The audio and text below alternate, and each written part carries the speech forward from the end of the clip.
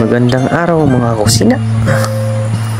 For today's video, magluluto tayo ng pinakamasarap na ulam kasi may isang customer tayo na nag-request. Kaya samahan niyo ako magluto ngayon. Unahin ko nga pala yung Singaporean chili seafoods. Tsaka kumuha na rin ako ng Singaporean chili sauce dito. Ang pinakamasarap na sauce sa kusina. Naghalo-halo ko dito yung mussel, yung crab. Dito tayo sa Maribet's Garden. Ito na pala, nakaluto na ako.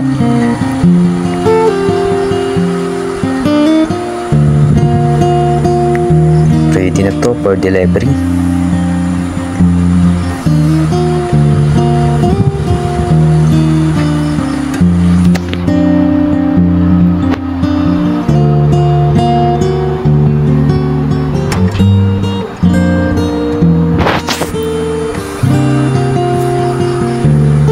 Dito sa video na to dumating yung anak niya.